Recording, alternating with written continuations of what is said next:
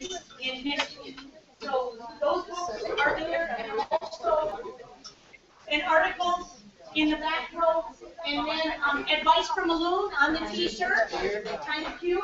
And then in the front row is information for you guys. So there's tons of handouts. You can get whatever information you want from there. If you're interested in artificial nesting, there's stuff there. So basic Loon Biology, there's stuff there. So pick whatever you want through there. And then we are also passing around a pad of paper. So if you have a lake that you're really interested in, or a lake you live on, we would love for you to write down your lake and whether you saw a nest this year, if you did not see a nest, if they abandoned the nest, if you saw a chick already, and the date. And we're going to try to gather that information all summer. And then Norma is doing the official loon monitoring program for the state in this area. And then she'll have a better idea of when she can go out and do those final tallies for the loon monitoring program of Minnesota. There's two different loon monitoring programs. One is amateurs like myself, and others are experts like Okay, but is this the pre-talk? What's going on? Wow. You've already talked more than half our speakers, and the official time is still 10 minutes away. You thought you were running the show, didn't you? Hey, I didn't get to through the year for anything. I guess I was pulling kids out of recess to come to work. I believe it. I believe it. I didn't mean to. Do you have a more pre-talk, or we? Okay. Take a little break now, everybody. If you need to go walk around and go to the restroom.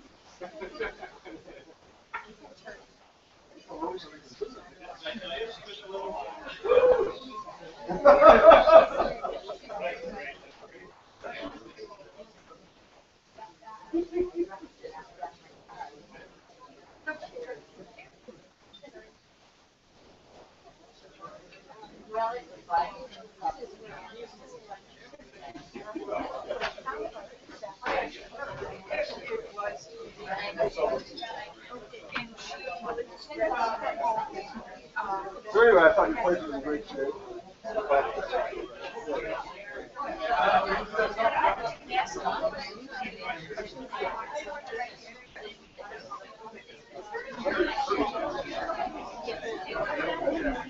Right, some of those others.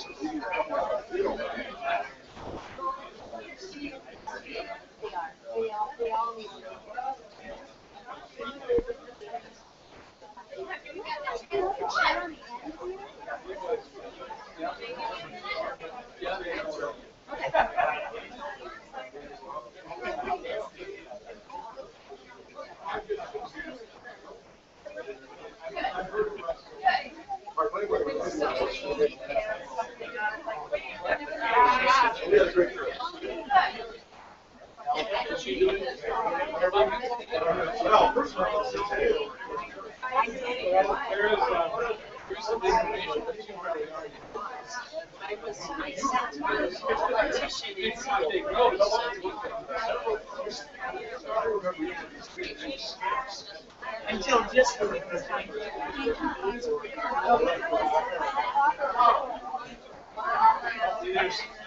They're going to shut me up.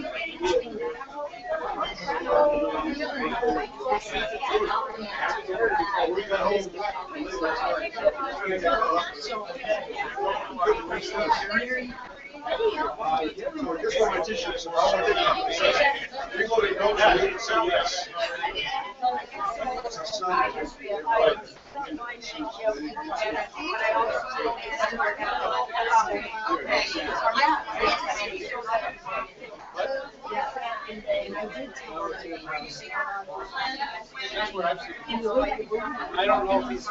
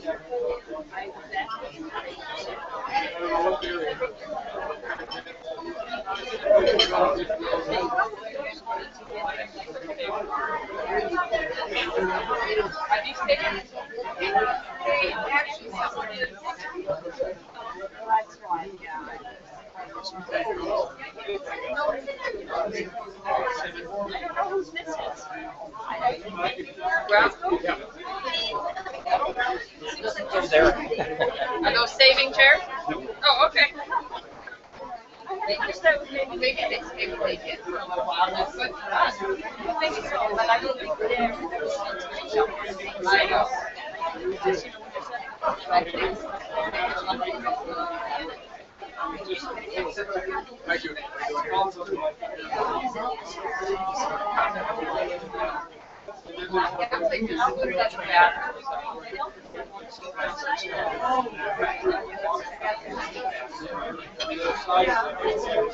Well, when you do get right up there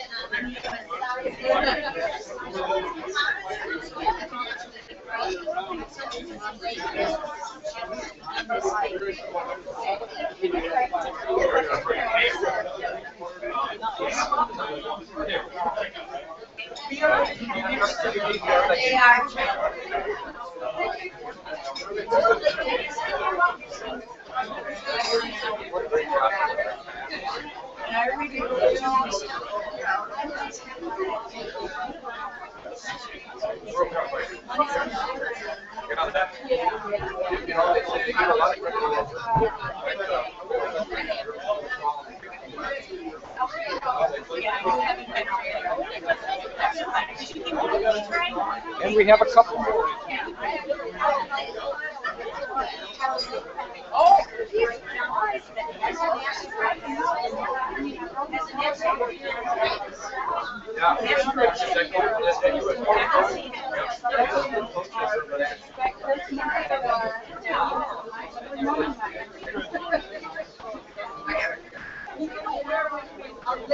they've seen a nest for chicks.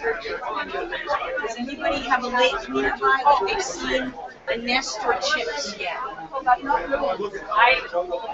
fantasy, but I don't know exactly what they're watching that, and they were on it, and I tried to check this. All right, well then we'll show you the internet thing that you can tell.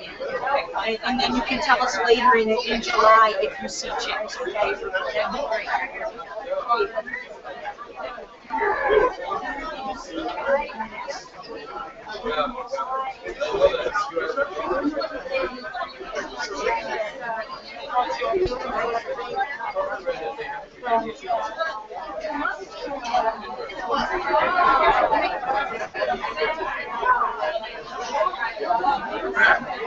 You know, I'm worried about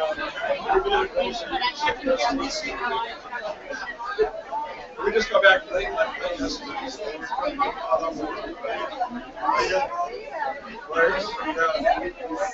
Who knew Loons were this popular? I don't. Did they just blow in last night? We got back late last night.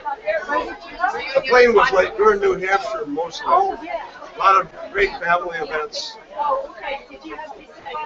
Yes, fabulous. The only rain that fell was on our way out of town here back a week ago Monday. And no, a week ago Saturday. Yeah, 10 days, yeah. And then one night we had a wonderful thunderstorm while we were at this beautiful rural New Hampshire farmhouse for my sibling reunion. We had a great time. And I married a niece, and We had a little ceremony to bury ashes of Emily's mother at the family farm. I was hoping you'd be home, but It's all I didn't good. know exactly when. I didn't get caught up here. Had a good time.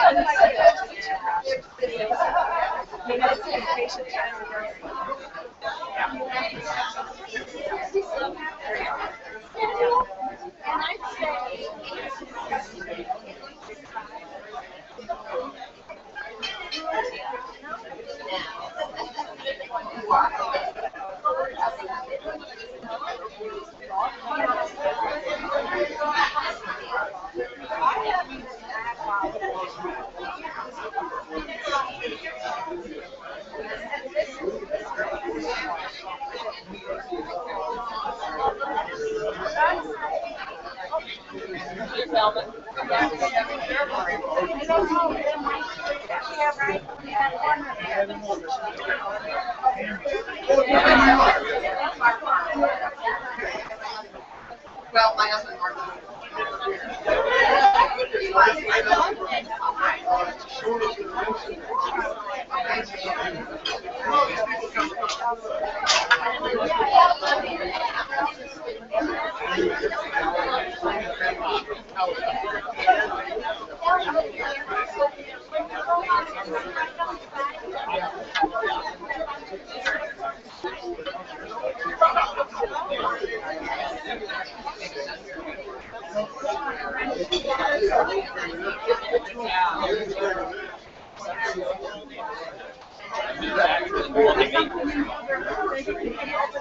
Well, hello, everybody. Come on in. You go up here. You can probably bring a few more chairs in if you need them.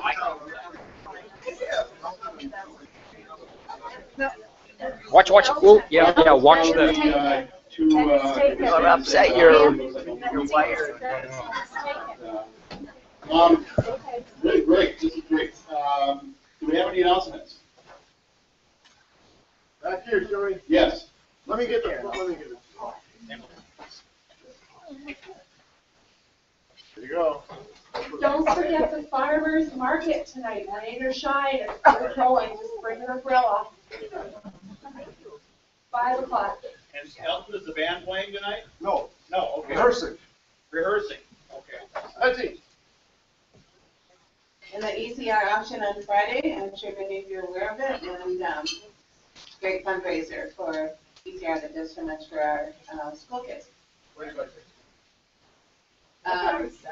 You just show up. Oh, you don't have tickets to that? Oh, I'm sorry, it's Saturday. Okay, who has better information here?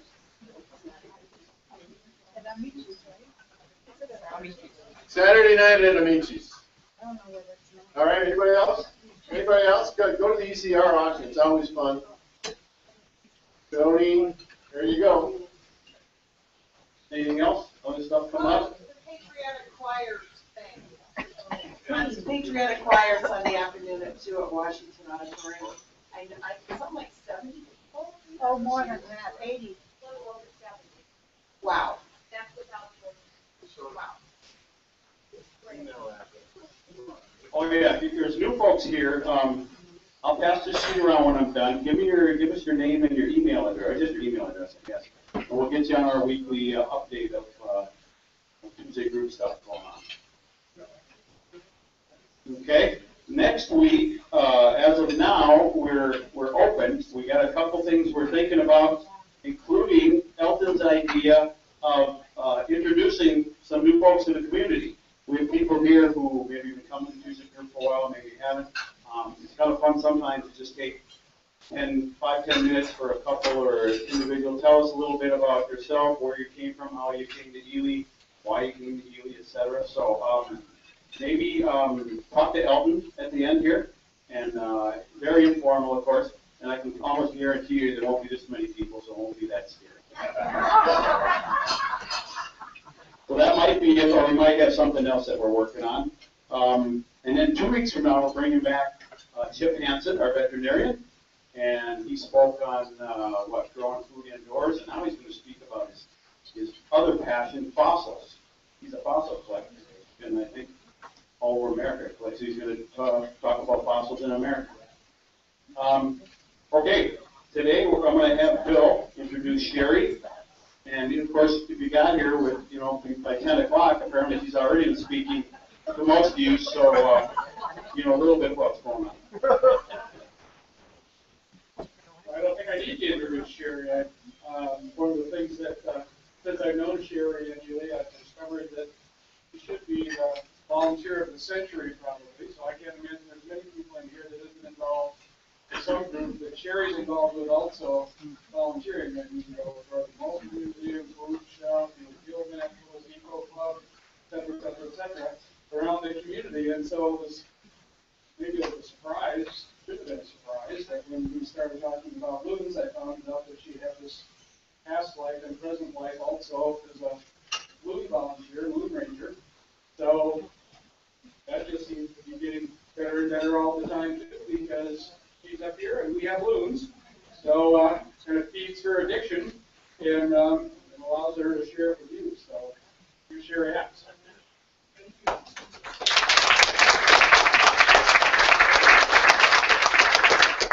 It is a real honor. First of all, you're going to have to tell me if I'm alive, because I'm a kindergarten teacher, so, or a past kindergarten teacher, so I can handle 200 kids at a time. And so if we're too loud or too soft, please let us know. That would be good. It is an honor, it is really an honor and privilege to talk in front of you guys.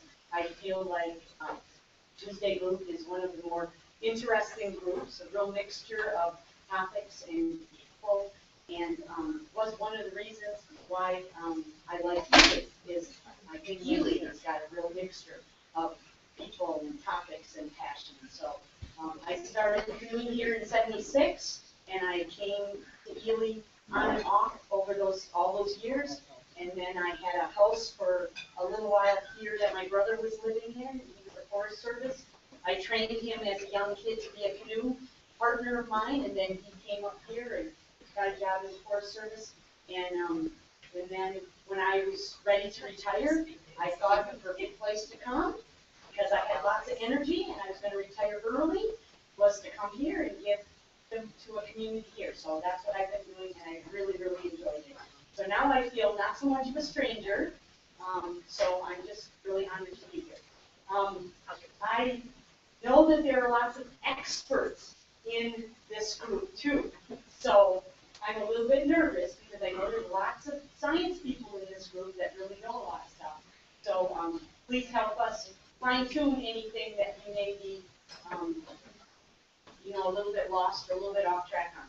The other thing is, every time you do a presentation like this, and Bill finds the same thing, I learn more. So I did a couple presentations last year. I did a couple presentations at the Laurentian Environmental Ed Center, where I do a little part-time work. And every time you prepare for one, I learn more, and then I get more updated on things. So that is very exciting too. So I was doing that a lot yesterday. One of the things that some of you wanted to know was about the calls. So what we're going to do first is, see if I can figure out how to do this. We're going to do, okay, so we're going to do this one first.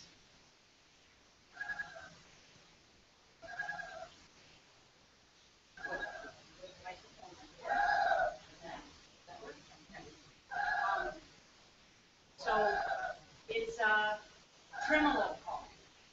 Tremolo call is often used for saying, I am here, where are you? I am here, where are you? It's kind of keeping track of each other.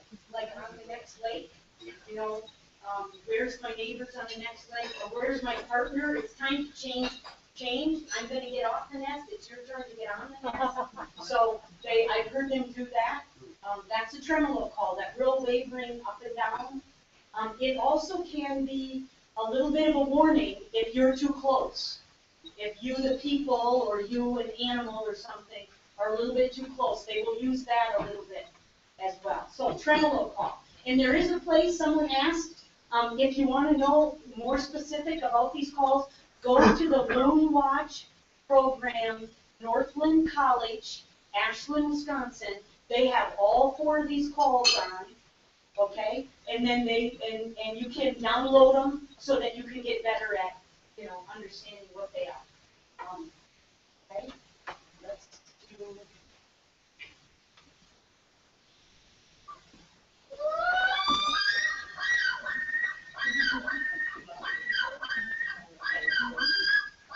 How many have heard that? Yeah. All right, yeah. You guys are Loon. Okay, this one is really for. This one is only done by the male. Only by the male. It's very hard to tell them apart. Sometimes the male has a little bit more of a brow, or he's a little bit bigger, but not always. So the only way you can really tell is if he's doing a yodel. That is a yodel call, and that is, I am the male, this is my territory, I am ready to defend it. So that's and it's heard a lot in the spring, to chase the other ones off the territory. It's heard a lot during the first parts of the chick raising to protect themselves, and a lot when there's a predator. Any kind of a predator coming around the nest, or an eagle flying over, an eagle just sitting in a tree with their stomach full, not even bothering them. They will be aware of the eagle. Okay? Next one. You're going to have to be really quiet.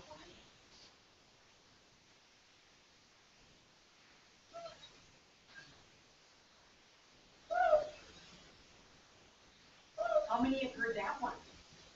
Oh, you were really close to the family then, weren't you? That is a hoot, and it's only done between partners or the chick and the parents, or if they're not really upset and they're used to you being around, they might do that. It's also done with migratory social flocks that are together. So they will do little hoops like this and some bill dipping and some fancy synchronized swimming stuff. Okay? So how many have seen that? Fancy synchronized swimming, bill dipping, circle dancing. That's sometimes it's only 3 at a time, sometimes it's 8, 10 at a time. It's that migratory socializing group that they bond together for a while. Okay? Good. The hoot. Okay?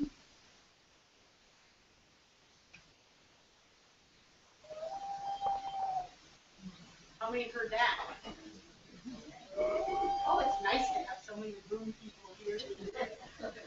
And that is called the whale. Okay?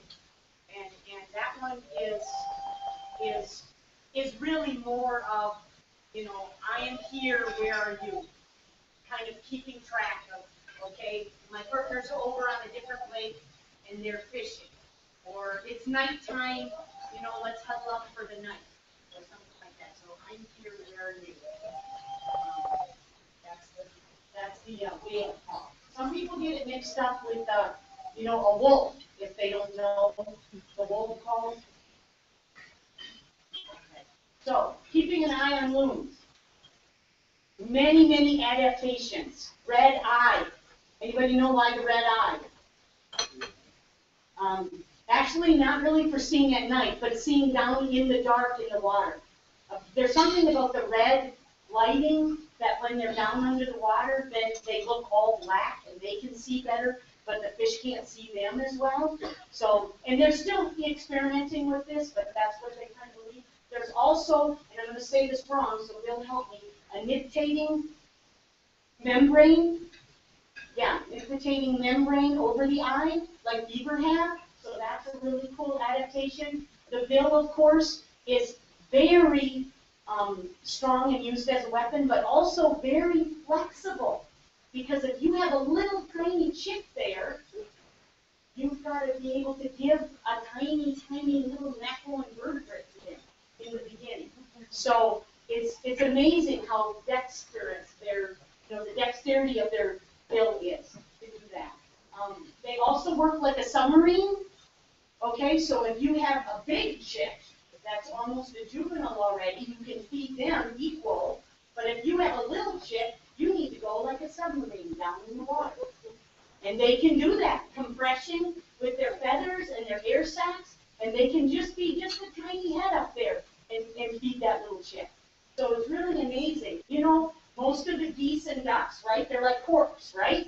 And then they just put one head down or their tail is up. But a loon can actually go from higher up as an aggressive stance to you to lower to, did you ever like see a loon and then it's been 5 minutes and I can't see them, where'd they go? All they did was come up with just their head, their eyes, their nostrils, breathe, and go back down. You never even saw them break the surface. They usually can only stay down about 3 minutes.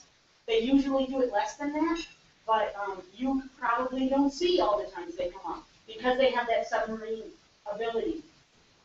And then, of course, the camouflage on the top. We're going to talk about the chicks riding on the back later, but camouflage on the top, does it sparkle with the water? Some scientists believe it's a way to be camouflaged. Other scientists believe it's a way that they can know. When they're doing a tremolo, there's only one call, that's the flight over the top. So if I'm a loon coming up over the top, I do a form of the tremolo call, and it's, can I land here? Is this okay? Can I land here? If there's a yodel back, that means absolutely not. You may not land here. Then they don't have to use all that energy it takes to go down and back up again, which we're going to talk about later, because that really takes a lot of energy for them. So they can just skip over that lake and try a different one for feeding. If there is no call, there's no yodel call back, then it's okay. They can splash down and go ahead and feed at that particular lake too. And then underneath, of course, the white coloring for predators underneath. All right, let's go ahead and start your quiz. All right. Start the most. Pardon? Push it over the slide. Oh, okay. Right.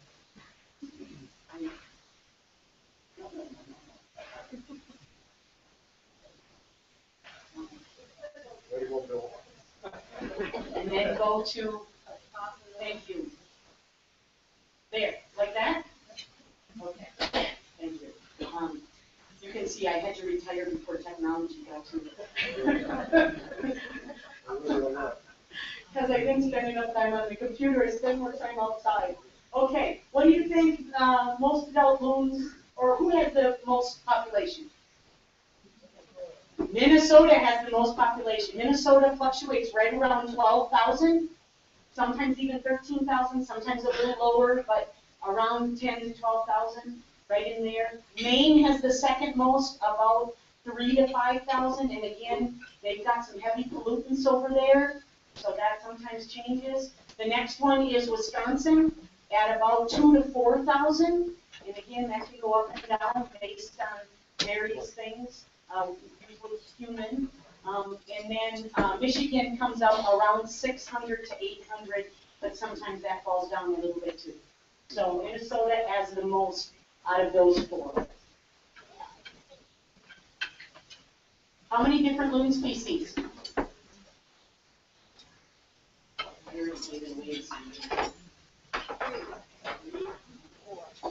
5 loon species. And they do actually go to other parts of the world too on the other side, in the eastern hemisphere. But we have 5 loon species. Now, Minnesota usually just has the common loon, right? Okay, so that's the one that we use. But there are actually an Arctic loon, a Pacific loon, a red-throated loon, which we have seen through here migrating. Some of us that were out in the spring and fall could see them. And the yellow-bellied loon, the yellow-billed loon. So yellow-billed, red-throated, Arctic, Pacific, and the common loon. Okay? But we thought, not that I'm a teacher. Actually, this was Bill's idea. Okay. Loons are most evolutionary, in their body and stuff, related to who? It's okay if you get it wrong because we're not grading this. A lot of people would say cormorants because they're, they go go low in the water and they eat a lot of fish. It's actually grebes. Grebes is the family. It's closer to the family strain than the other animals. Yeah. Right. What's the alarm call? Out of the ones we just did, what do you think? Actually, this is a trick question. There's really two of them. There's really two of them that could be an alarm call. So it would be the yodel, for sure, done by the male, the yodel, and sometimes the tremolo. You're getting too close, back up. Okay, that kind of thing. And then the other two, not really. The other two for communication, but not, there you go. And then we already did some of those. I want to tell you about the last one. Again, this one I put on there. It's not really, it might be seen in a book as something else, but I looked it up, and so it is really something that I saw. I've been studying them since the 80s, and I couldn't believe it. On Arrowhead Lake by Laurentian Environmental Ed Center, there was a male and a female. They had already chased off all the other ones, okay? And they were getting ready to have a little bit. And he was like, this looks like a good place, don't you think? And so he was calling to her, and I was walking back from the classroom, going to one of the cabins. I'm like, what is that sound? Who is making that sound? That doesn't sound. Is that a duck? So I started hiding in the bushes, watching and spying on him, hiding in the bushes. And this was early in the spring. The ice had just gone out, and they had just established their territory. But it was a mewing without the meow, without the owl, just a mewing soft call. And he was trying to call her to copulate, and then later they would do nesting. Okay. But usually she blows them off the first few times. We women know this, don't we? We just blow them off the first few times. So, and then, it happens a little later. So that's what the mule is about. But I found it in a book, so I wasn't making it up. It really happened. Birds originally had hollow bones. Are loons the only birds that have developed these solid-like bones? Almost solid. There's a scientific name for it. Can you think of a couple of other ones that are water birds that have, what? That's what I was thinking too, but no, not panthers.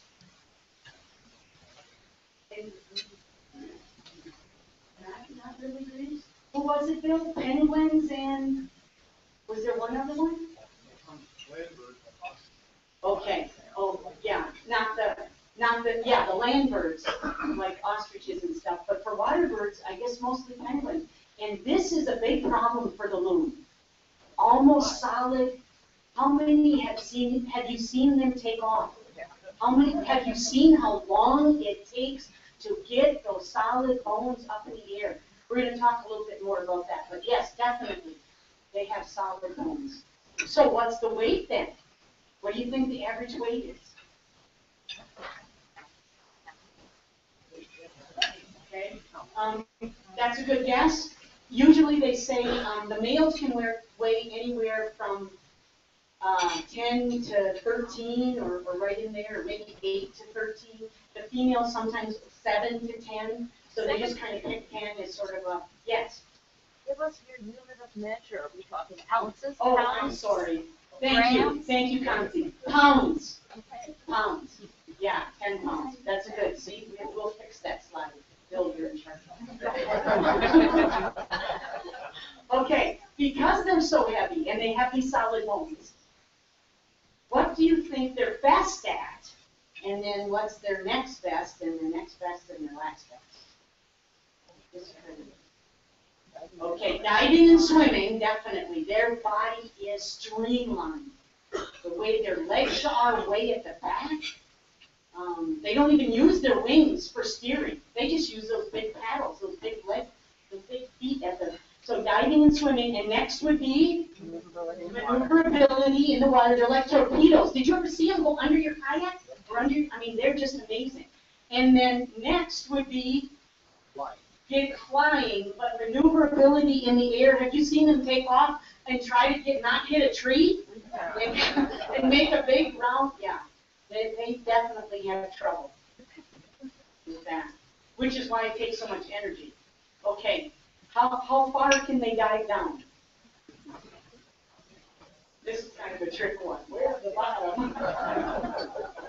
What bottom? Okay. They've actually been accidentally caught in nets 200 feet down. So, which also lets you know that they must have an amazing body that can take that kind of pressure down there. The coldness down there and the pressure down there. And they actually can do, what is that called? Anaerobic oxygen, where they're really using less oxygen, where they're using almost no oxygen down there. It's amazing. So yeah, they have been caught anywhere from 150 to 200 feet down. Okay. Some of these we got off the Northland College, and that one actually is a territorial display. He's like going to chase somebody, but it also, you know, I mean, they land kind of flat like that, and they take off. It, you know, it could be any of those kinds of pictures. So, how long does it take for them to really take off? Do you want to take a guess? Quarter of a mile. Yep, quarter of a mile. That's about what most of the articles I read said. About a quarter of a, that is a long ways to be flopping your feet and your wings, and they can pump their wings about 200 and some times per minute to get up. They also have their wings situated on their body a certain place because of their heaviness. So, and then once they're up in the air, they actually are very streamlined. So their neck is different, so they're more pointed. So they're very, very streamlined. Okay, we talked about the red eye. What about cold water all the time? What little secret do they have that they can spread around everywhere to make sure that they don't get hypothermia? Oil, yes, they have a special oil gland similar to beavers, way at the back of their tail. So they have to take that oil and spread it all over those intricate feathers everywhere. You see how the waterproofing right there. So that they can really stay, and if something goes wrong, they can't reach certain parts, or they're, you know, something's, you know, like someone was talking about the oil spills messing them up and things like that, and they're not going to be waterproof, and they need to be really waterproof to keep them warm. The other thing is, have you ever seen them do that whole foot waggle thing? How many have seen babies do that foot waggle, or adults do the foot waggle? That is really amazing. Their feet, I got to hold a baby and touch her feet. It feels like a dinosaur's foot. Not that I really know what a dinosaur is, but it really is amazing. It's so vascular, and I just read again yesterday, they will take that big, huge, and the foot looks way too big for the baby, and way too big for the animal, but it's a huge foot, and then they compress it, so that when they're going, speeding through the water, it's streamlined again. But when you touch it, it's a lot like what an elephant's ear does and what a beaver's tail does, which can, you know, get you cool or warm you up. So when you see that great big foot come out and it gets tucked in the wings, it probably means they're warming it up, right? So they can send their blood through that foot and get it all warmed up. And then they'll be a little bit warmer. And they might do the other foot. So, and it might also be to help cool them off. So, okay, a wing stretch, a nice wing stretch there. They have to preen every hour. Every hour they have to put those intricate feathers back together in the right place. Every hour they've got to take time to do that. That is a great time to take pictures. How many of you have you seen them when they're all done kind of doing that, then they do that wild splashing where they're just slapping and throwing water and going, and it just looks like possessed. They look possessed at that point, which is really fun to watch and get the camera on. Where do they sleep? On the lake, on the water. Not on land, they sleep on the water. So you will see them sometimes tucked way in a bay. I have accidentally, thought something was wrong, that they were caught in fishing line or something, and so I would go, and then once I got close enough, I could see they were just sleeping. And we had a family in Michigan at the Seney Wildlife Center. They did everything together. So when it was time to eat, they fed the kids 148 times in 4 hours.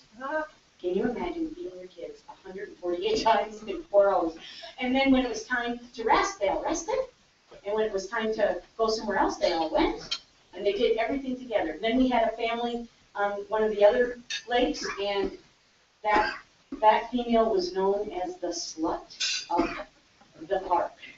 And as soon as that male came in, she left the baby and took off and did her socializing. So you see, they have different parenting, things just like us.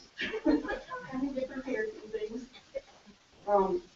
Do they mate for life?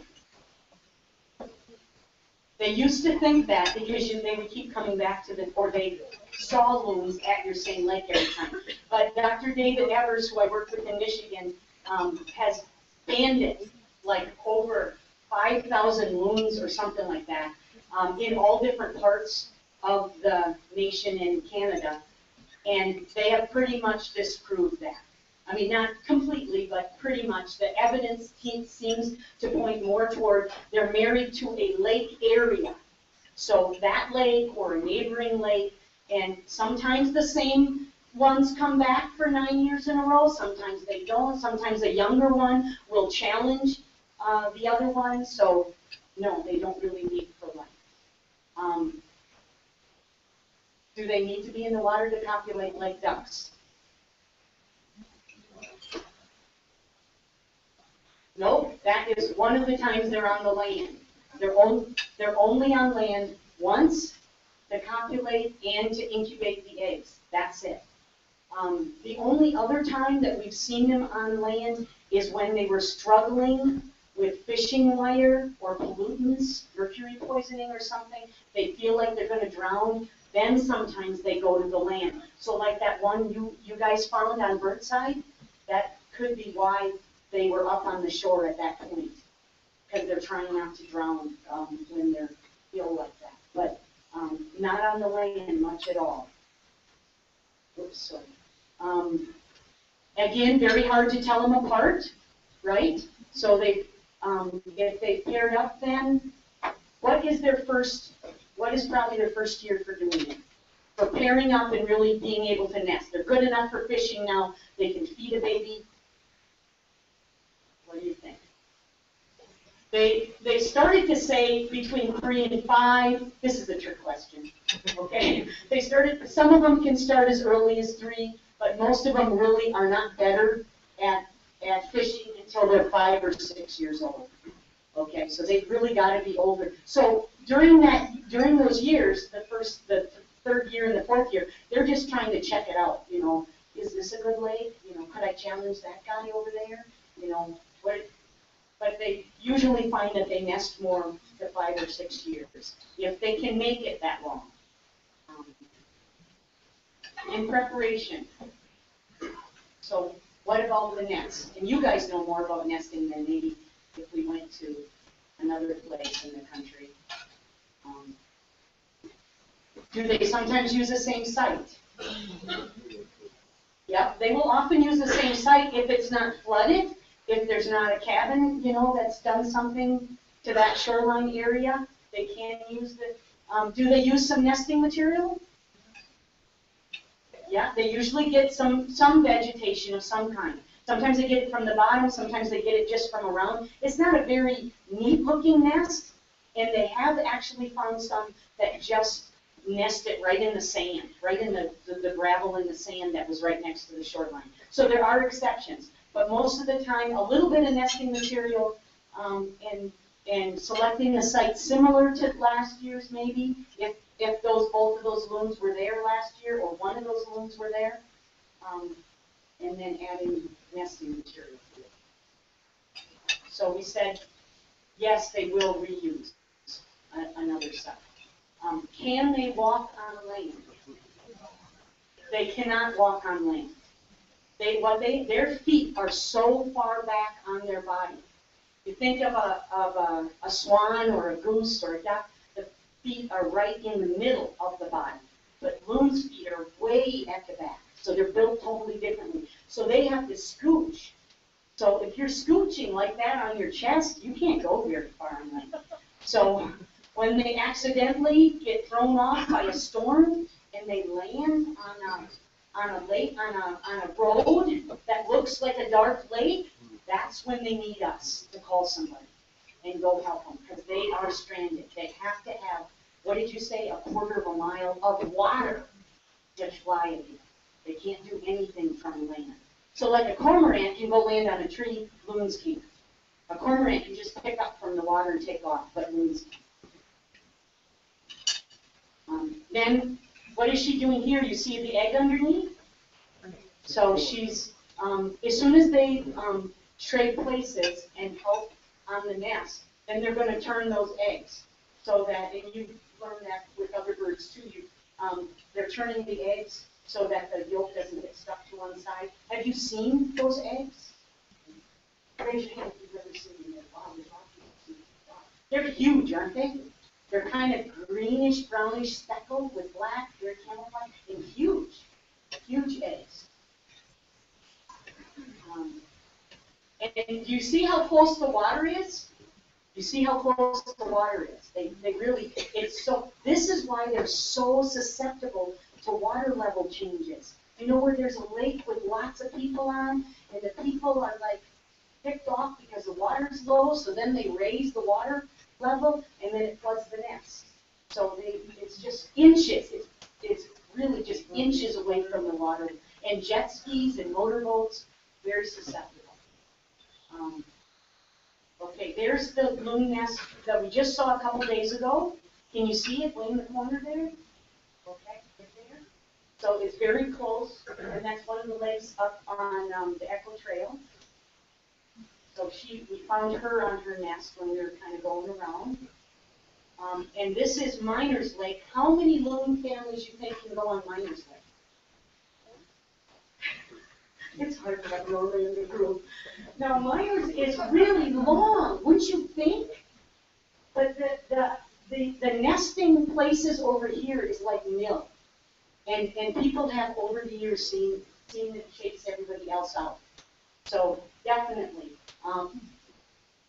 cliffs and not good nesting places on one side, so it's one. Even though it's a really long lake, it's only one. Oh, there, you did. You already mentioned that. One family. What does this mean? You are too close. This is called a defensive posture. You're too close. The next thing she's going to do, and you can tell this to, people and families and friends or people on your lake if you're concerned. The next thing she or he is going to do is slip into the water, in which case she might kick an egg out of the nest accidentally. Okay, and she's going to dive down. She's trying to hide. So that tells you you're way too close. So how many eggs do they have? Okay, one or two. Yep, one or two. Oh, very rarely is it three. There's been only a couple of threes and I think a 4 documented. But that's very, very rare. It's always 1 or 2. Ben, how long? How long do they incubate? 28 days. We had this conversation.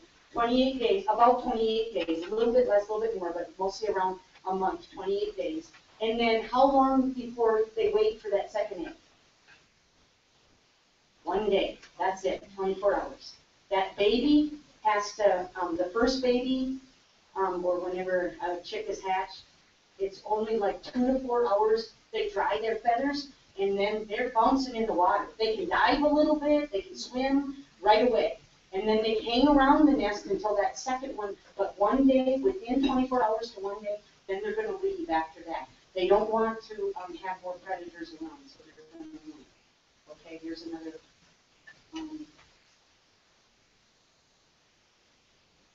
So from the time the eggs are first laid to when that baby can fly, what do you think?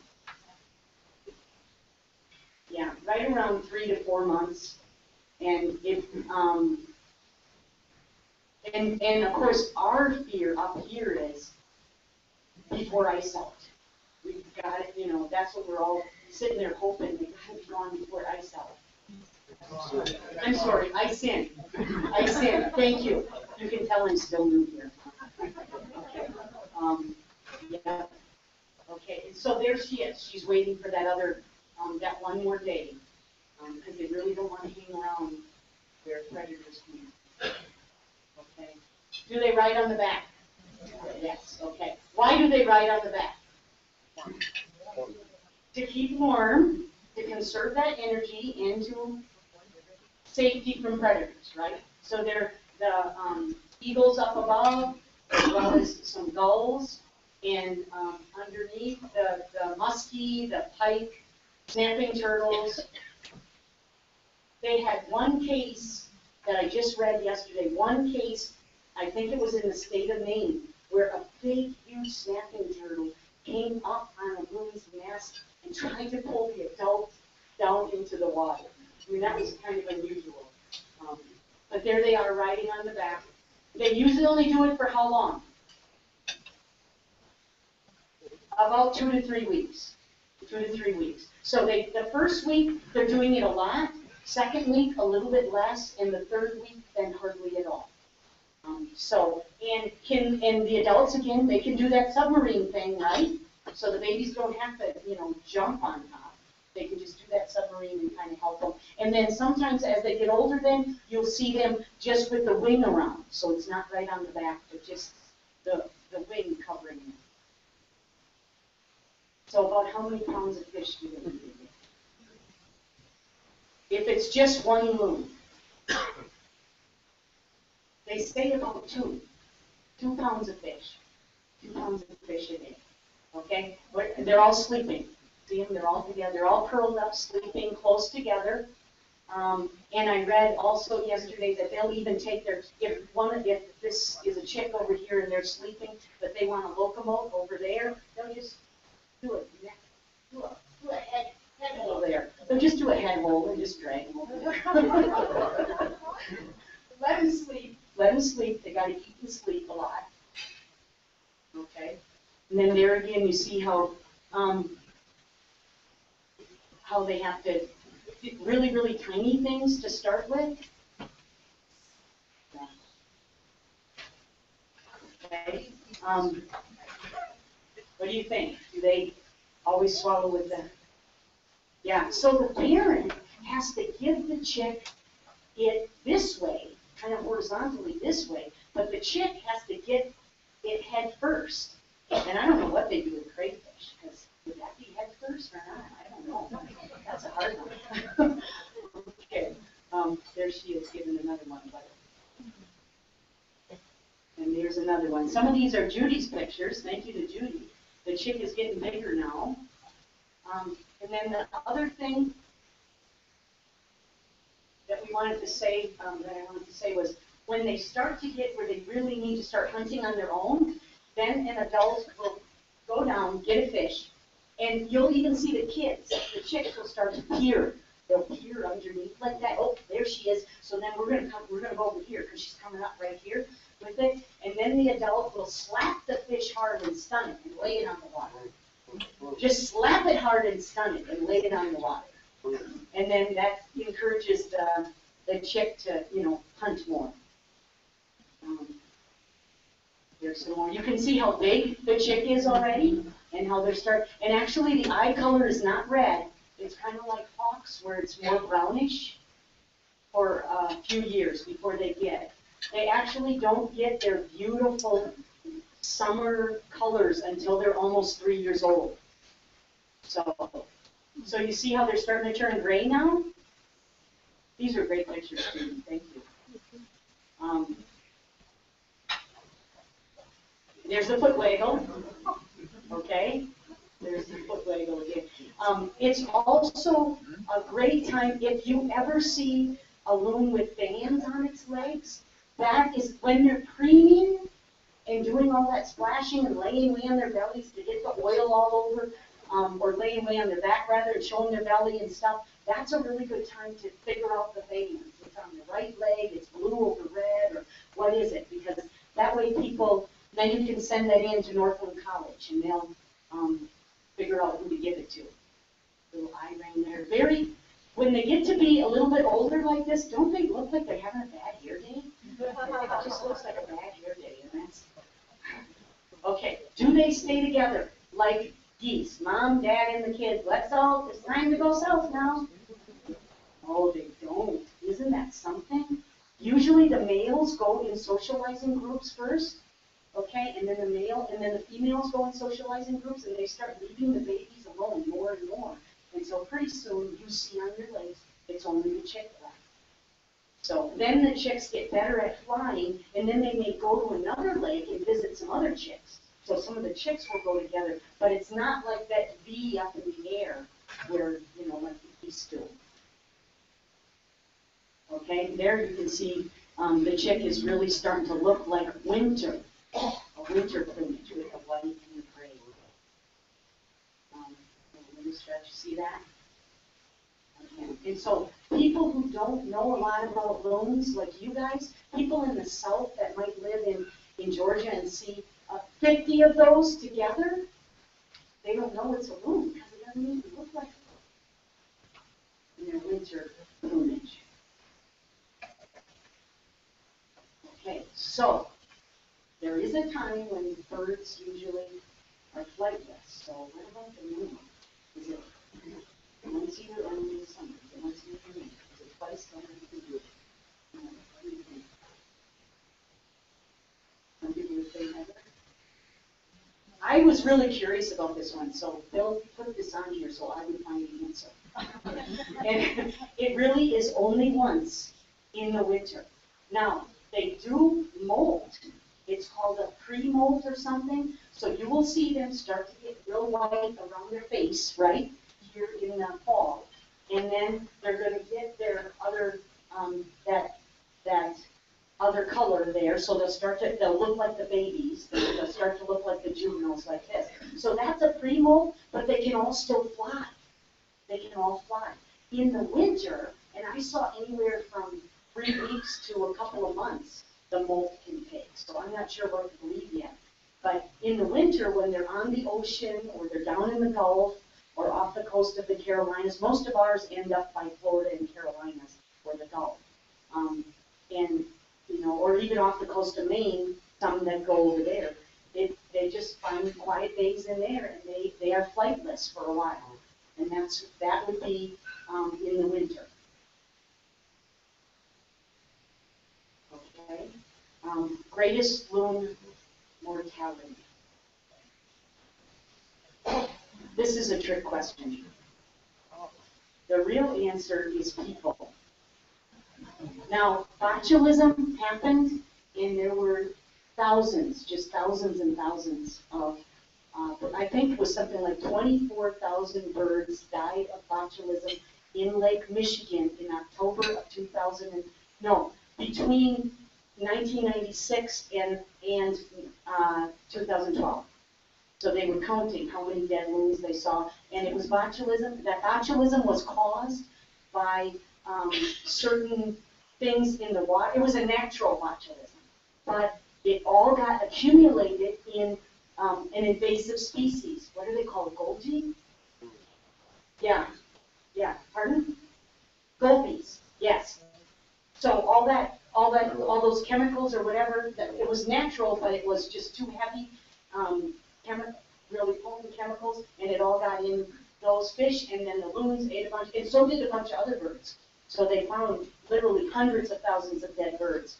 And loons over all those years, from I think it was 96 all the way to 2012, they counted like 24,000 dead loons from that. But it's really people, lead poisoning, they eat a lead sinker because other birds will cough up a pellet of bones or something. Loons don't do that.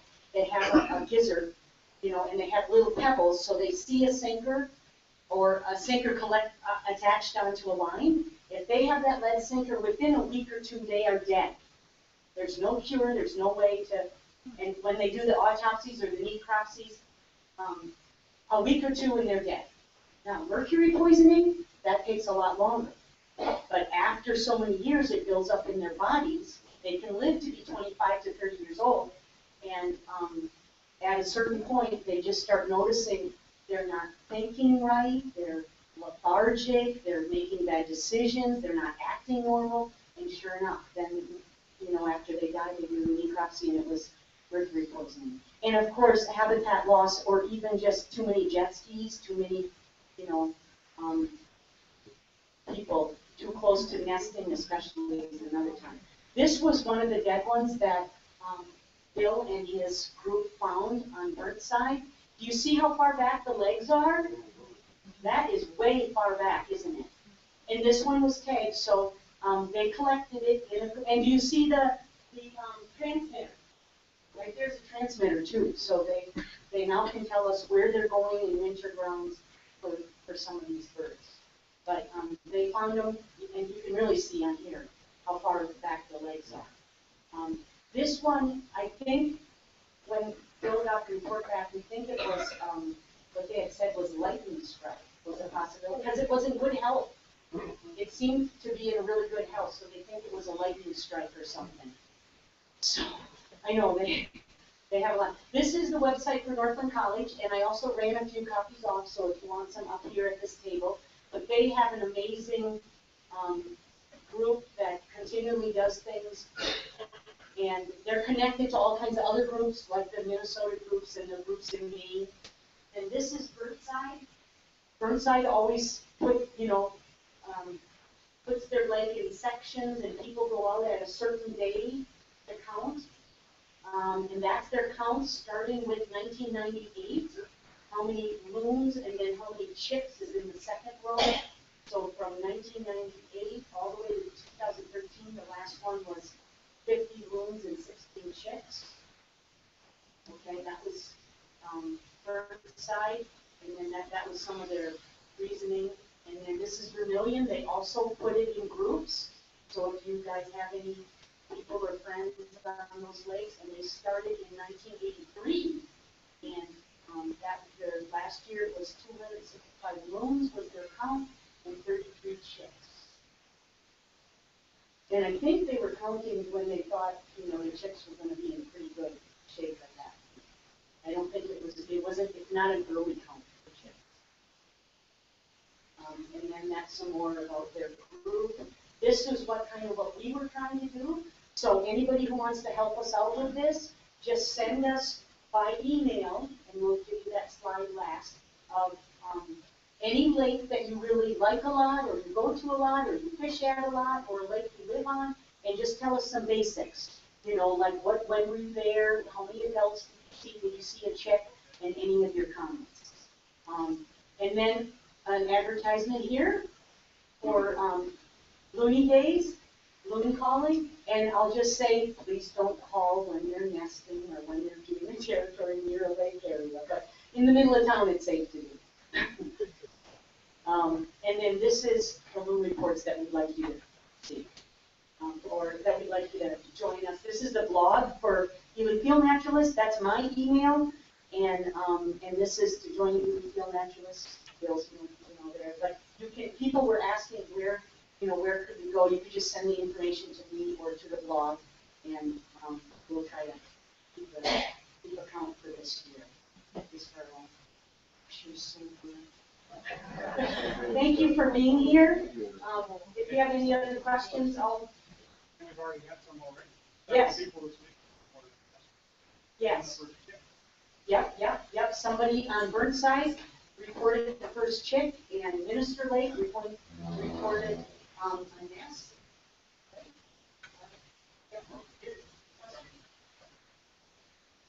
There's a place on Basswood Lake that has 40 or 50 loons every year, same place. Are these sub-adults? Yes, they are they're supposed to stay on the ocean. They're supposed supposed to stay on the ocean or in their wintering grounds for at least 1, 2, 3 years maybe. So these could be 3 and 4-year-olds. So they're not quite ready for the nesting at 5 and 6-year-olds, or they couldn't, they weren't strong enough to fend off a male. So they're just socializing, having fun, doing a lot of, and it might be a mixture of males and females, but mostly young ones. And I don't know if there's any old ones in there that got kicked off their nest. It's both spring and fall. Both spring and fall. It's really fun to watch those migrate. They're socializing. Groups, and they hang out. And I saw one lake in Wisconsin that definitely had 2 chicks last year, the year before, and then last year they had no chicks, but these 2 other ones came flying in, and of course I made up the story that it's different year. But they were just like real friendly with each other. And see, when there's no chicks there, then they don't have to be so aggressive. So then they just socialize and they hang out together.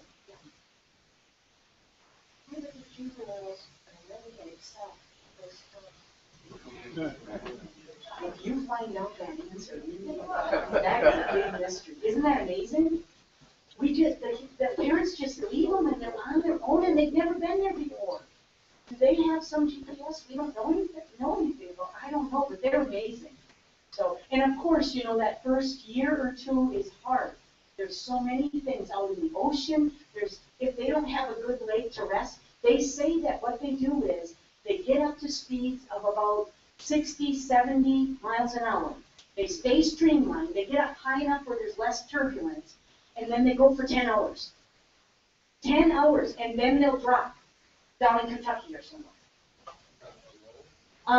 They don't travel tight, sort of loose flocks, I guess, yeah, kind of loose flocks.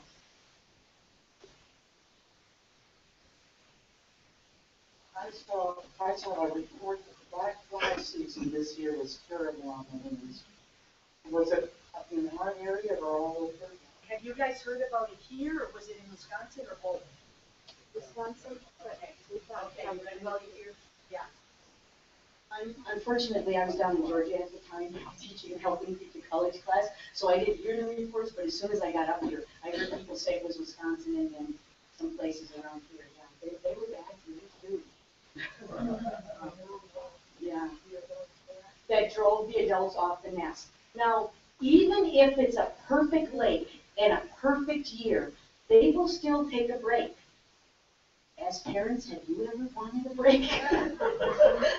So they'll take a break like every 3 years or every 4 years. So it's it's okay. But the other thing is we need them. They're long-lived, but we need enough of their chicks to survive to have the population viable, and sustainable for other years. So even if they lose all their chicks this year, they lose all their chicks next year, there's got to be enough of their chicks, and then of course they can get caught in line. There was one, they just rescued one that went for a lead sinker, didn't get the sinker, and had 100 feet of fishing line around. And they're saying it's not the lead sinkers that are way on the bottom, covered up with leaves already, it's the new stuff that people are bringing. So I have lots of information about lead sinkers and alternatives and things you can give all your fishing buddies and stuff like that. Other questions? Yes?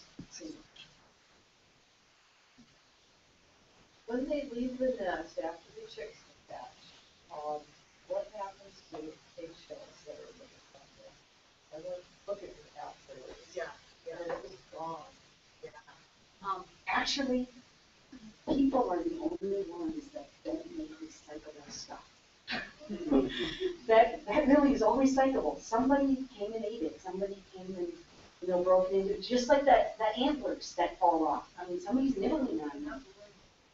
No, not the loon. No. They want, that smell is there, so they want to get away from that nest, and other critters will go and scavenge it.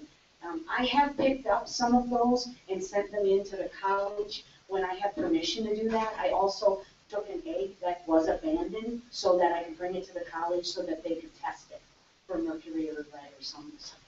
for some pollutant. But yeah, but it is neat to touch them and see how the coloration and stuff. And sometimes I have to take an eggshell to prove to the college that I found the nest. So that would be the only time to really take. And you're not really supposed to have feathers, which I have to. And things like it's illegal. And stuff like that. But they. I have a question. Is there any, is there enough years past or any data on the oil spill in the Gulf? Yeah. If that's affected loons up here? That is a really good question. And I think, I don't have the answer right offhand, but if you go to the Biodiversity Research Institute, headed by Dr. David Evers and his wife in Maine, they are doing research like that for the whole country. And they've got whole groups of scientists working with them. So they would probably have that. I just didn't have time to pull that one up. But that has been, and LoonWatch in Wisconsin, they have like 200 volunteers like me that wear the little Loon Ranger hats and stuff like that. And talk to people when we go to a lake and survey it. And they also have been concerned about that. So they sometimes are doing special one-day things where everybody goes out at a certain time from 5 o'clock to 10 o'clock in the morning and counts loons, and then they get all that data in to see about the population. So that's a good question. I would say, search on their websites too. When you get a banded loon, Yes. like one of ours got a red and a green, Okay.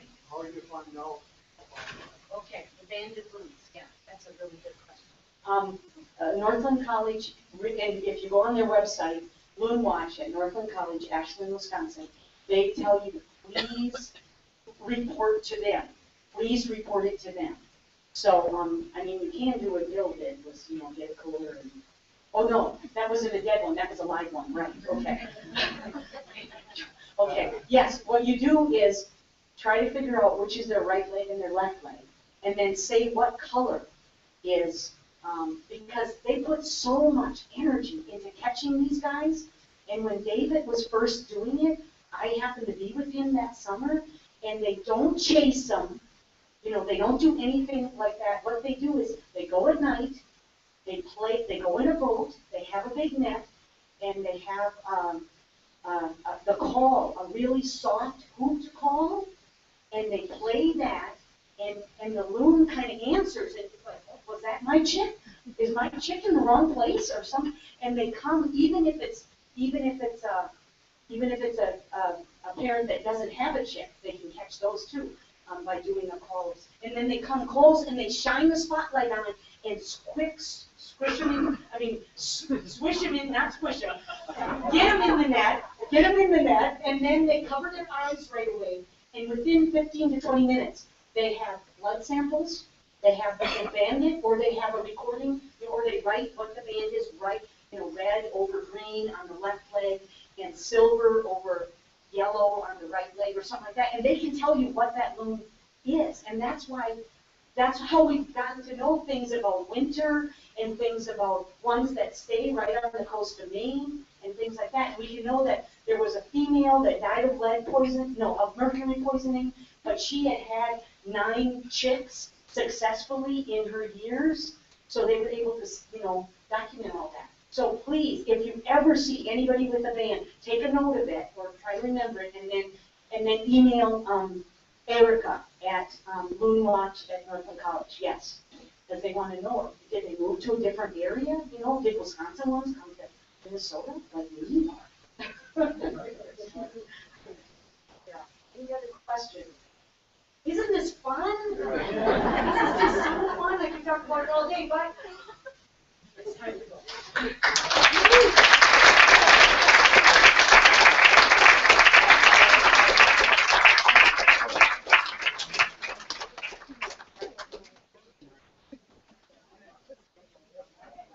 That was great. Thank you very much. I hope we didn't bore you in too much. Next time we'll go a little longer for you. Start a little early, but you get settled down a little. I was a little worried.